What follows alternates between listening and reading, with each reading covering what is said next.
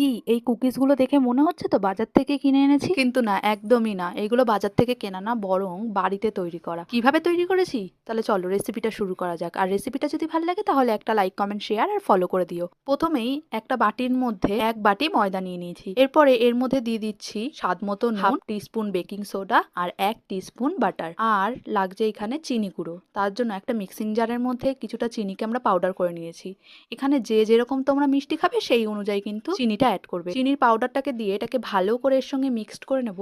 আর দিয়ে দেবো বেশ অনেকটা পরিমাণে সাদা তেল। মনে রাখবে তেলের পরিমাণটা কিন্তু এখানে বেশিই রাখবে, কারণ এই তেলের মধ্যেই কিন্তু ময়দাটা মাখা হবে। এক্সট্রা করে কিন্তু কোনো আর জল অ্যাড করা যাবে না। ময়দাটাকে বেশ অনেকক্ষণ ধরে বেশ ভালোভাবে মেখে নিতে হবে, যতক্ষণ না একদম নরম হয়ে যায়। আর হ্যাঁ, যদি তোমাদের মনে হয় যে ময়দাটা বাইন্ডিং হচ্ছে না বা একটু আঠালো ভাব হচ্ছে না, তাহলে হালকা কিন্তু জলের ছিটে তোমরা ইউজ করতে পারো। আমাদের ময়দার ডোটা বেশ ভালো পরিমাণে সফট হয়ে গেছে। এবারে একটা থালার মধ্যে কিছুটা বাটার আমরা লাগিয়ে নিয়েছি, যাতে কুকিগুলো যখন রেডি হয়ে যাবে তখন যাতে ওঠাতে কোনো সমস্যা না হয়। এবারে যে যেরকম তোমরা শেপ পছন্দ করো সেই অনুযায়ী কিন্তু শেপ করে নেবে। আমরা এখানে দুটো শেপ করছি, একটা স্কোয়ার আর একটা রাউন্ড। তোমাদের যে যেরকম শেপ পছন্দ করো সেই রকম কিন্তু করতে পারো। তবে হ্যাঁ, কুকির শেপগুলো কিন্তু একটু ছোট রাখবে, কারণ বেক হওয়ার পরে কিন্তু এটা অনেকটাই ফুলে যাবে। যাদের বাড়িতে মাইক্রোওভেন আছে তারা তো সরাসরি মাইক্রোওভেনে দিয়ে দেবে, কিন্তু যাদের মাইক্রোওভেন নেই তারা কিন্তু এইভাবেই কুকিগুলো রেডি করে নিতে পারো।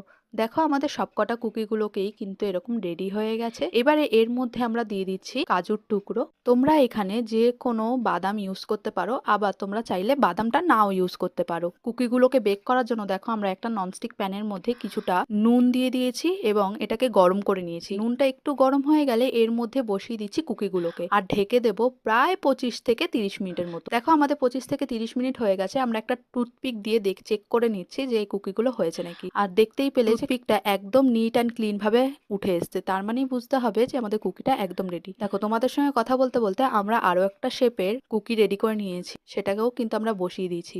যতক্ষণ কুকিজগুলো বেক হচ্ছে ততক্ষণ তোমরা বলো তো কারা কারা আমার মতো কুকিজ খেতে খুব পছন্দ করো, অবশ্যই কিন্তু কমেন্টে জানিও। কুকিগুলো আমাদের একদম রেডি। এটাকে একটু রেস্টিং টাইম দিয়েছিলাম যাতে পুরোপুরি ঠান্ডা হয়ে যায়। দেখো বাটারটা লাগানোর জন্য কুকিগুলো কিন্তু একদম লেগে যায়নি, অনায়াসেই উঠে আসছে, কোনো ছুরির সাহায্যও কিন্তু লাগছে না। আর দেখো কুকিগুলো কতটা ক্রিস্পি হয়েছে, কালারটা দেখেছো কতটা সুন্দর হয়েছে।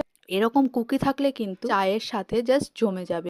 তাহলে বলো আজকে আমার এই কুকিজের রেসিপিটা তোমাদের কেমন লাগলো? ভাল লাগলে একটা লাইক, কমেন্ট, শেয়ার আর ফলো করে দিও। আর এইভাবে যদি ট্রাই করে থাকো অবশ্যই কমেন্টে জানিও। তাহলে দেখা হবে অন্য একটা ভিডিওতে। টাটা।